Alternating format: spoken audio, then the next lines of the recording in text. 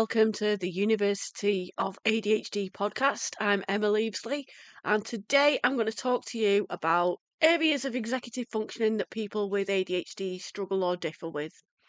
The main parts of the brain involved in executive functioning are the frontal lobes, which are situated in the front of the brain where your forehead is. In ADHD, the frontal lobes are around 3 years behind developmentally compared with the neurotypical brain.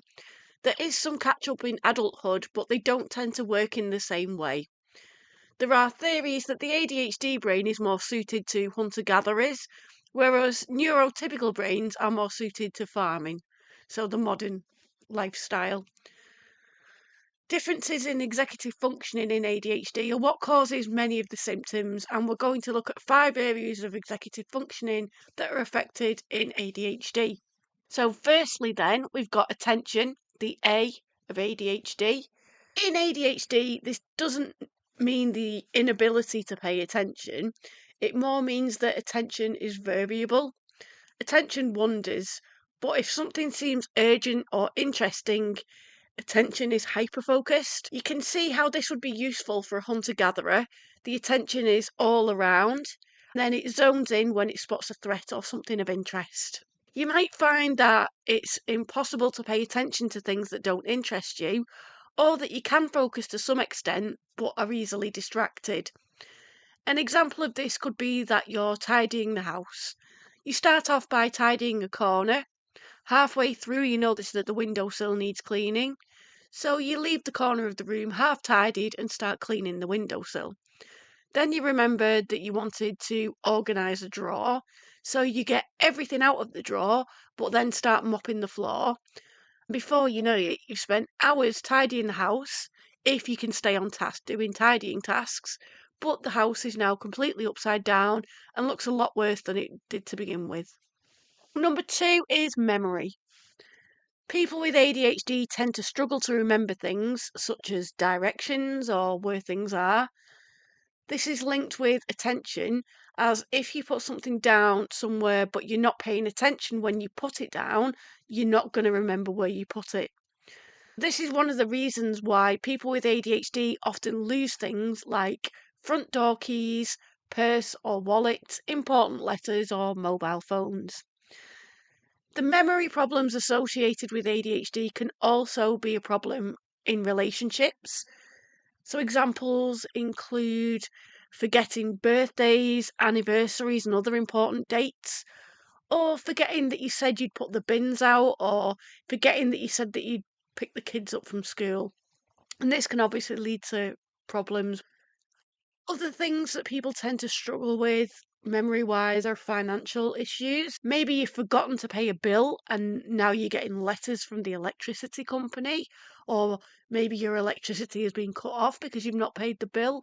You might get into debt because of forgetting to pay credit card debts, or you've forgotten to pay the mortgage. You can end up in a whole lot of trouble financially because of these memory issues.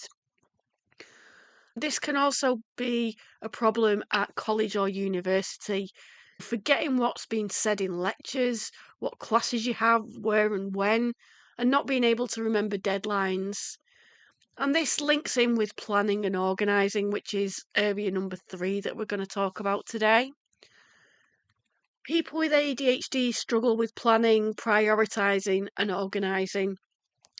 One of the reasons for this is there's a tendency to procrastinate and avoid tasks that require sustained mental effort.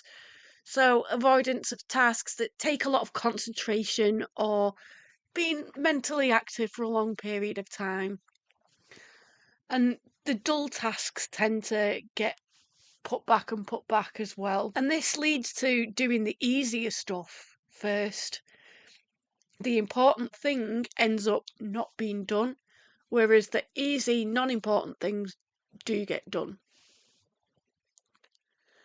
Plus, with ADHD, you get something called time blindness, meaning that it can be difficult to judge how long it takes to do a certain task, and you're more likely to underestimate how long it takes to do things, which can lead to a lot of running around last minute and doing assignments as an all-nighter the night before the deadline. It can mean that you're late for things like lectures because you've not planned enough time to get there. So these are just some of the ways that people with ADHD can really struggle with organisation and planning and prioritising. Number 4 then is inhibition. So this is the ability to self-regulate and stop yourself from doing things. If you have no inhibitions, you act without considering others or the consequence and can end up saying or doing things which you regret. So this is basically impulsivity. People with ADHD can have impulsive behaviours such as impulsive spending, eating, drinking and drug taking, gambling, sexual behaviours. And it's important to note that some of this is self medication and it can lead to problems such as addiction. If you do take ADHD medication, though, you're less likely to self medicate and you're less likely to develop addictions. And then finally, we've got emotion regulation. One of the things that doesn't get a mention in the diagnostic criteria is emotion dysregulation. People with ADHD tend to feel emotions more intensely than neurotypical people. This can lead to feeling overwhelmed, like a big emotional tsunami has hit.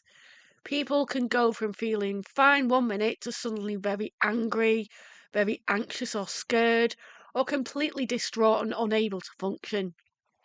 Or you can have a combination of these. This is sometimes called a meltdown. Some people find that they're emotionally blunted with ADHD, and when they do feel an emotion, it's just so overwhelming that they struggle to know how to cope with it. There is hope, though. There's ways of accepting the unique way that your brain works and working with it, and there's also ways of lessening these effects that ADHD brings.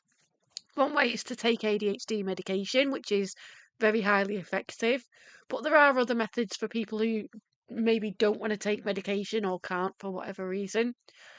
The most effective non medication treatment for ADHD is physical exercise, but also mindfulness is really good as well.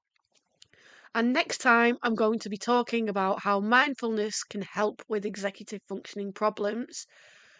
Also, I'll be talking about how it strengthens the frontal lobe and can just make you feel more confident at managing the ADHD symptoms as it ticks all the boxes for impulsivity, hyperactivity, inattention, and emotion regulation. So it really works very well. Tune in tomorrow when I'll be talking about mindfulness. And also make sure that you subscribe or follow so that you don't miss any episodes. This has been Emma for the University of ADHD podcast. See you next time.